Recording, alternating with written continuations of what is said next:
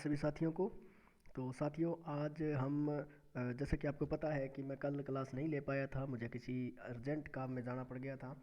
तो आज अपने जिस प्रकार से मैंने कल आपको बताया कि वन और वन्य जीव की कक्षा लेकर मैं आपके सामने उपस्थित होता होऊंगा, तो आज मैं उसी वन और वन्य जीव की कक्षा को लेकर आपके सामने उपस्थित हो चुका हूँ। तो साथियों, जैसा कि आप सभी को पता है कि देश के कुल 33% भाग पर वन होना निश्चित होता है कि देश के कुल 33% भाग पर वन होना ही राष्ट्रीय वन नीति जो 1952 है उसका एक भाग था। कि 1952 में कहा गया था कि कुछ वन हमारे देश में होने चाहिए। जैसे उसके बाद में एक संशोधन हुआ 1988 में, उसके अनुसार एक प्रावधान आया कि 33% वन कुल होने चाहिए लगभग। ठीक है, तो आज हम राजस्थान के वन क्षेत्र के बारे में चर्चा करने वाले हैं कि राजस्थान राज्य का 1/10 भाग वन क्षेत्र है। कितना भाग है? 1/10 भाग वन क्षेत्र। ठीक है, चलिए इसके बाद में अगर मैं चर्चा करूं, राज्य का सर्वाधिक वन क्षेत्र उदयपुर में है और न्यूनतम वन क्षेत्र चूरू में है।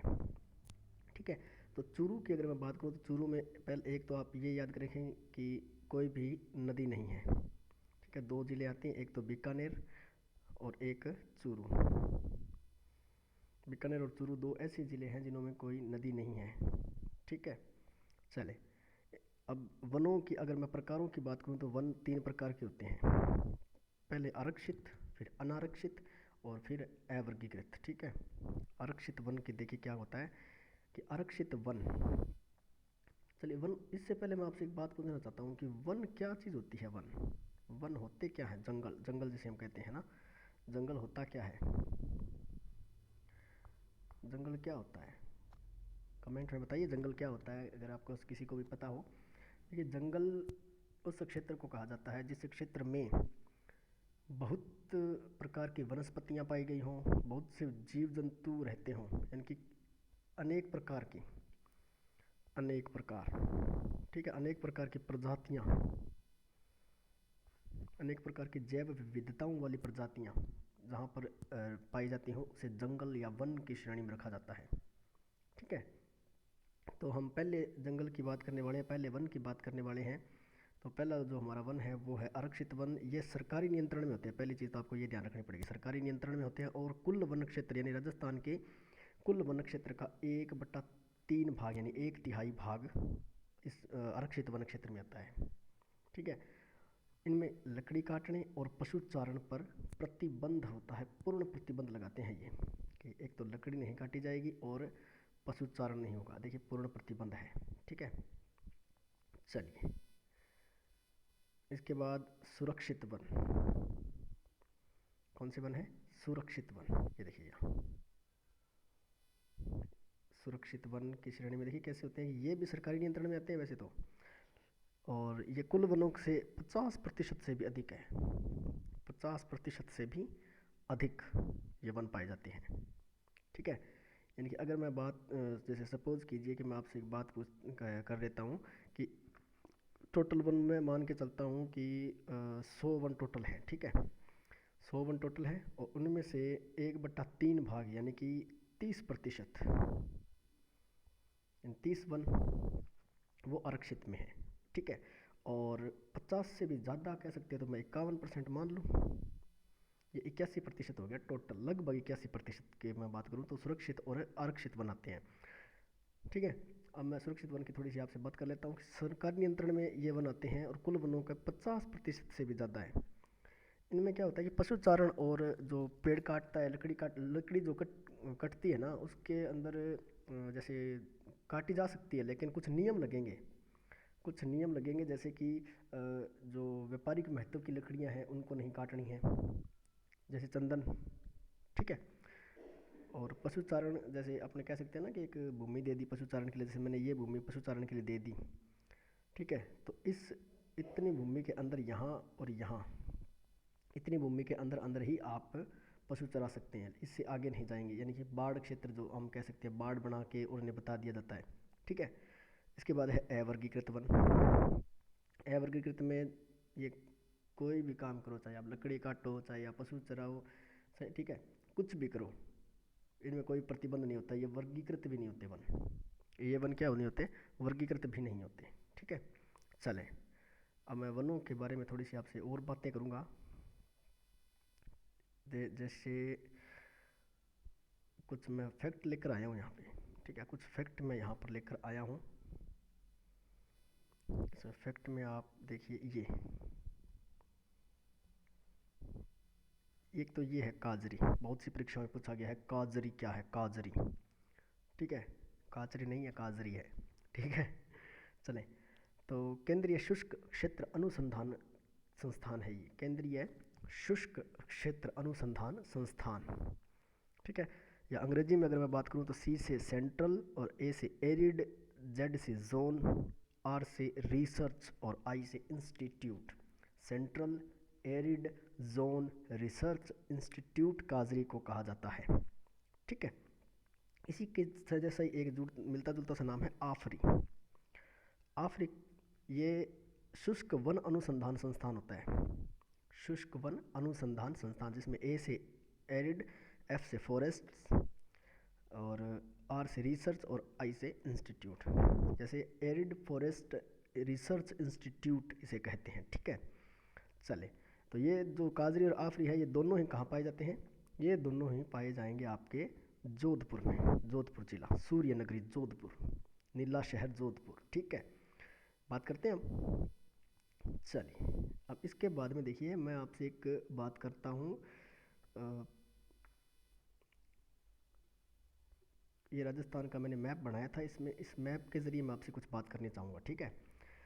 देखिए राजस्थान में क्या है कि जो ये अरावली है, अरावली, अरे सॉरी, ये जो अरावली है, अरावली, अरावली में अगर आपसे पूछे कि अरावली में कैसे वन पाए जाएंगे, तो अरावली में बिना सोचे समझे आप एक ही बात ध्यान रखिएगा, अरावली में सदाबहार वन पाए जाते हैं।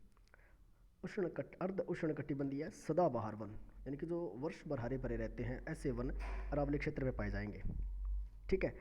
और इसके बाद अरावली के जो पश्चिम की मैं अगर बात करूँ, अरावली के पश्चिम की अगर मैं बात करूँ, तो अरावली के पश्चिम में कंटिल्ले वन, उष्ण कटिबंधीय कंटिल्ले वन पाए जाएंगे, जिनकी क्या होती है कि पत्तियाँ छोटी होती है, कांटेदार होते हैं, ठीक है, जिनमें खेजड़ी, धोकड़ा, रोइडा, बबूल, नीम, केर, खेर, बेर ऐसे वन आते हैं, ठीक है। जो पानी की कमी के कारण क्या करते हैं, अपनी पत्तियों को छोटी कर लेते हैं, और जिन पे कांटे आते हैं, जिससे कि क्या हो, पानी का वाष्पीकरण बहुत कम हो जाता है, ठीक है। चले, इसके बाद में अरावली के अगर पश्चिम की मैं बात करूँ, अरावली के पश्चिम की अगर मैं बात करूँ, तो अरावली के पश्चिम में पूर्व की बात करूँ, अरावली के पूर्व की बात करूँ, तो यहाँ पर पर्णपाती वन आते हैं, जिन्हें पतझड़ वन कहते हैं, उष्ण कटिबंधीय शुष्क पर्णपाती वन, जो कि अपनी पत्तियां गिरा देते हैं। एक मौसम ऐसा आता है जिसमें पत्तियां गिरा देती हैं, हम कई वनों को ऐसे देखते हैं, ठीक है। चलिए,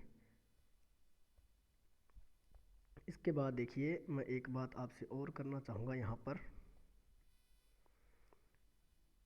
इन वनों में कौन कौन से मुख्य वन कौन कौन से आते हैं। जैसे उष्ण कटिबंधीय कंटीले वन जो हैं, उष्ण कटिबंधीय कंटीले वन है, इसमें देखिए राजस्थान का एक कल्प, राज्य का एक कल्प वृक्ष होता है, एक राज्य का क्या होता है, एक कल्प वृक्ष हम कहते हैं, एक राज्य का कल्प वृक्ष है, जिसे खेजड़ी कहा जाता है। खेजड़ी, खेजड़ी से आपको एक घटना याद आती होगी 1730 ईस्वी की, मारवाड़ के जोधपुर में खेजड़ली गांव, अमृता देवी बिश्नोई,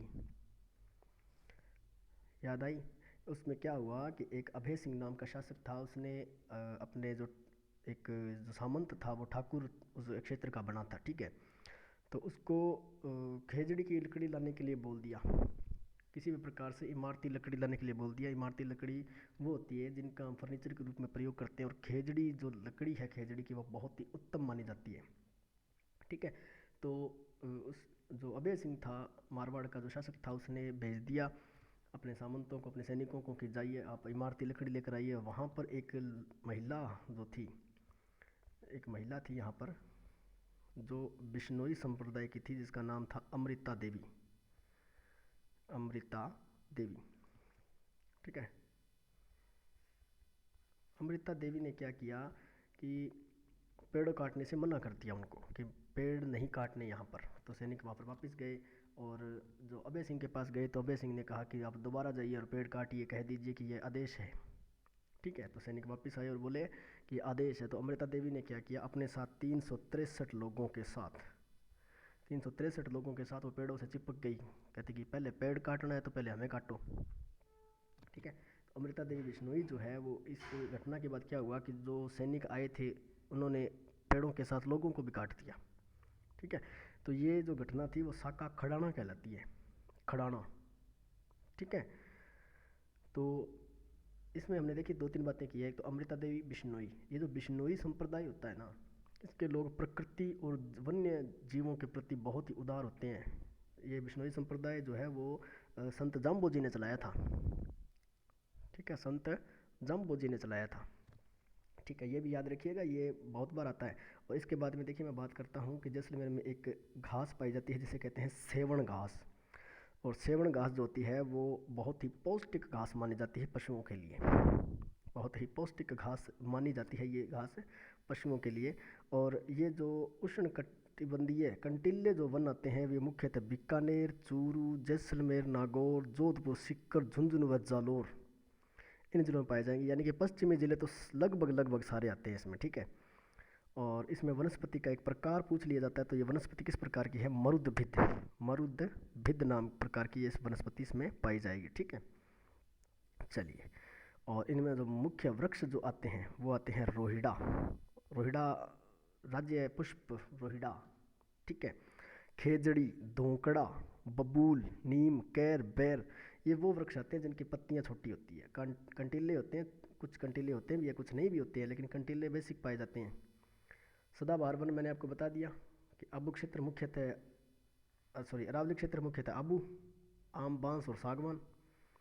अच्छा, बांस जो है, बांस वो सबसे लंबी घास होती है। बांस, बांस को सबसे लंबी घास का दर्जा दिया गया भाई, सबसे लंबी घास बांस। ठीक है, और ये जो इधर वाले जो वन पाए जाते हैं उष्णकटिबंधीय शुष्क पर्णपाती वन, इन्हें मानसूनी वन कहते हैं।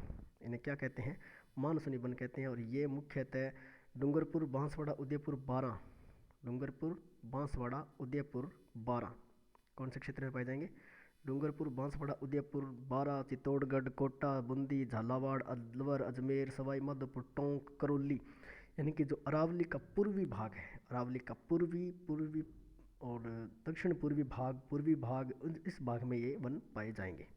ठीक है, चलिए, इनमें वृक्ष देखिए, इनमें कौन कौन से आते हैं। एक तो सागवान, ये जो वृक्ष है ना यहाँ लिखे हुए, जैसे सागवान, बरगद, तेंदू, सालर, महुआ, ढाक, धोंक, साल, गुल्लर, सीताफल, बांस, आम, नीम, शीशम, आंवला। ठीक है, चलिए, तो इसकी मैं पीडीएफ आपको लिंक इसमें डिस्क्रिप्शन में लिंक भेज दूंगा पीडीएफ का। ठीक है, वहाँ से आप इसको लिख सकते हैं, ये डाउनलोड कर सकते हैं। देखिए, इसमें एक बात आती है, मैंने नाम लिया था तेंदू का, तो तेंदू पत्ता जो बीड़ी उद्योग है उसमें काम आता है तेंदू। और बांस को सबसे लंबी घास का दर्जा दिया गया है। और महुआ के फल से शराब बनती है। ठीक है, महुआ के फल से शराब बनती है। चलिए, इसके बाद में एक नाम आता है राष्ट्रीय उद्यान। हम राष्ट्रीय उद्यान बहुत करते हैं कि हम राष्ट्रीय उद्यान हैं। ठीक है, तो ये राष्ट्रीय उद्यान होता क्या है, प्राकृतिक वनस्पति, वन्य जीवों को सुरक्षित रखने के लिए तथा वन संपदा व संस्कृति को बनाए रखने के लिए राष्ट्रीय स्तर पर बनाए गए उद्यान, बाग, वन अभ्यारण्य राष्ट्रीय उद्यान कहलाते हैं। ठीक है, तो ये राष्ट्रीय स्तर पर हो गए, इनका रख रखाव राष्ट्र करेगा, देश करेगा। संस्कृत जो अपने एक पर्यटन विभाग होता है या एक जो विभाग कहते हैं वन विभाग होता है, वो इसकी सुरक्षा करता है। ठीक है, राजस्थान में कितने 3 वन्य जीव अभ्यारण्य हैं। मैं ये राजस्थान अध्ययन की किताब के जरिए करवा रहा हूँ, जो RBSC के हैं। ठीक है, RBSE, ये कक्षा 7 की किताब है जिसमें से मैं वन्य जीव और ये जो अभ्यारण्य है वो करवा रहा हूँ। तो ये ऑथेंटिक जानकारी हो सकती है, और अगर नए बन चुके हैं तो मैं वो बाद में इंक्लूड करवा दूँगा। ठीक है, चलिए, एक मैं बात करना चाहता हूँ, अभ्यारण्य क्या होता है। अभ्यारण्य, अभ्यारण्य देखिए एक ऐसा इनके जो संधि विच्छेद करेंगे तो एक तो शब्द आएगा अभय, अभय, अभय, और दूसरा आएगा अरण्य। अरण्य का अर्थ होता है जंगल। ठीक है, और अभय का अर्थ होता है बिना भय के, यानी कि एक ऐसा जंगल जहाँ पर बिना भय के विचरण किया जा सके। ठीक है, उसे अभयारण्य कहा था। ये जो जंगली जीव होते हैं उनके लिए जो बिना भय का जो बिना भय के जहाँ विचरण कर सकते हैं उसको अभयारण्य कहते हैं। ठीक है, तो इसमें क्या होता है, शिकार पर पूर्णतः पाबंदी होती है। शिकार पर क्या होती है, पूर्णतः पाबंदी पाई जाती है इसमें, ठीक है। चलिए, पहला तो एक अभ्यारण्य आता है केवलादेव राष्ट्रीय उद्यान। केवलादेव राष्ट्रीय उद्यान, इसका एक अन्य नाम और भी है, केवलादेव घना पक्षी विहार।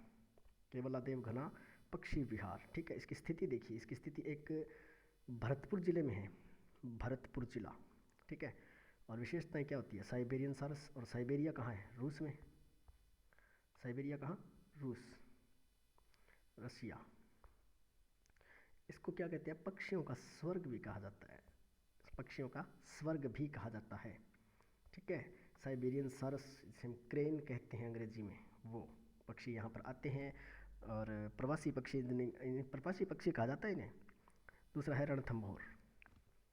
रणथंभौर की स्थिति देखिए, सवाई माधोपुर में है, ठीक है। रणथंभौर, रणथंभौर, राणा हमीर, हटी राजा, रणथंभौर, ठीक है।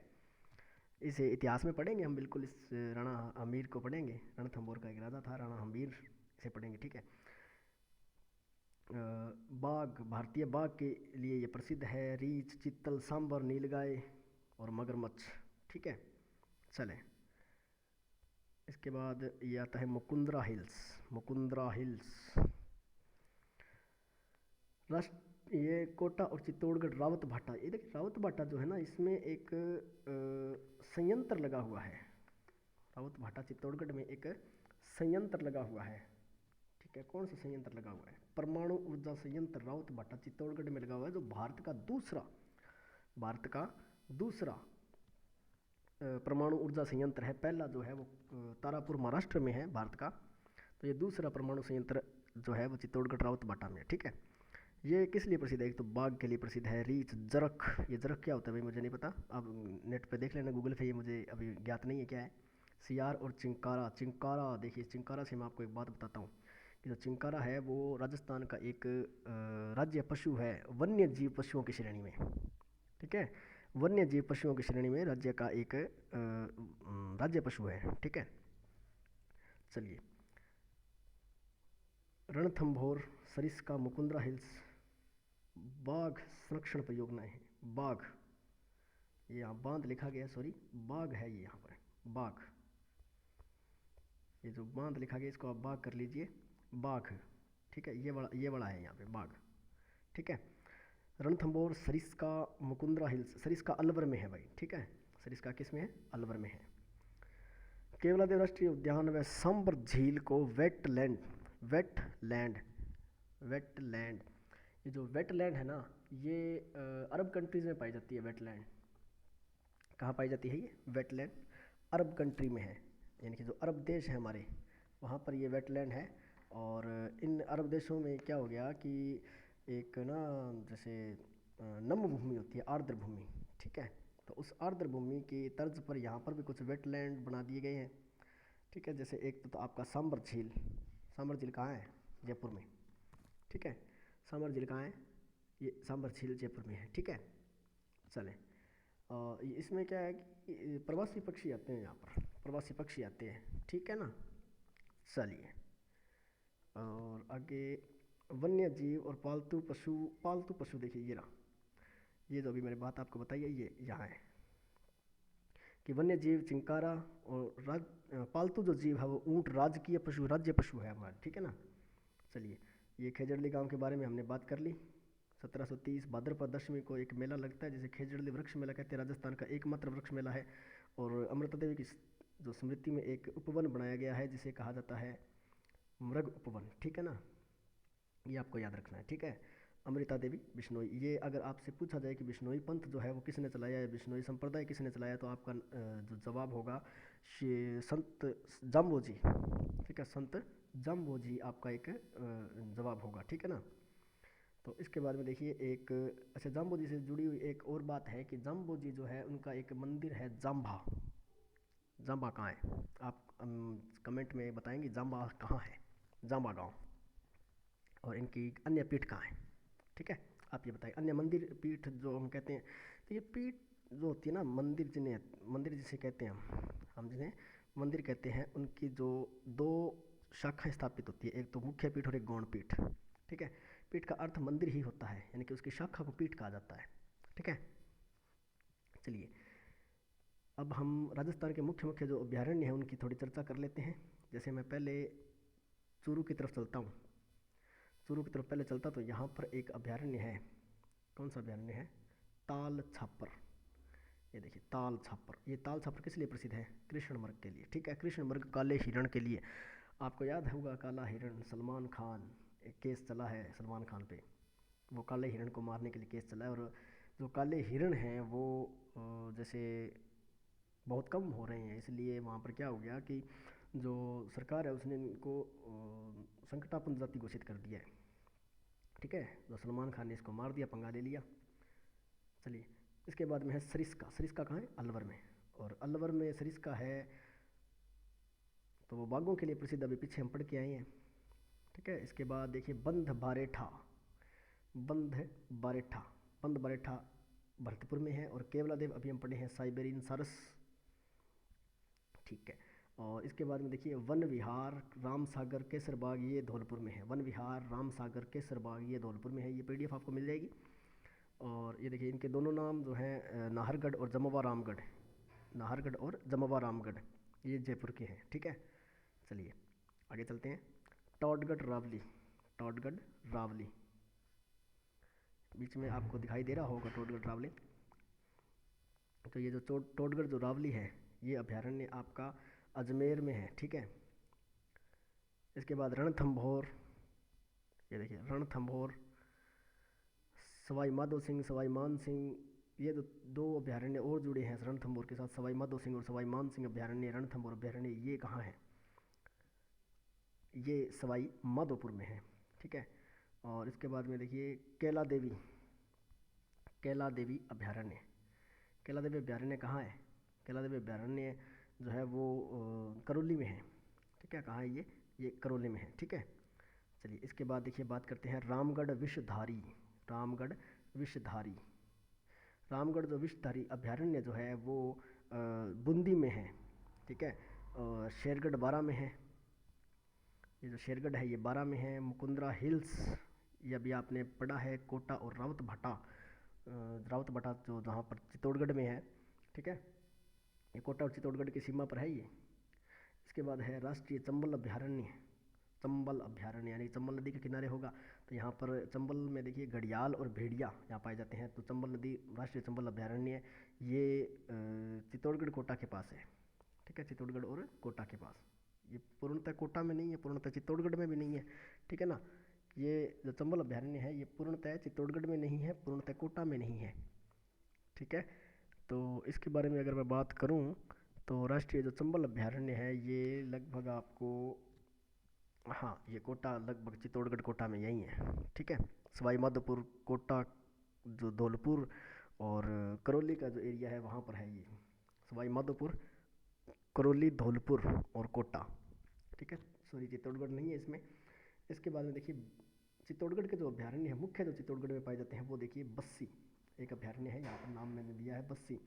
दूसरा है जवाहर सागर, तीसरा है भैंसरोडगढ़। ठीक है, जवाहर सागर, भैंसरोडगढ़ और बस्सी। ठीक है, ये चित्तौड़गढ़ में है।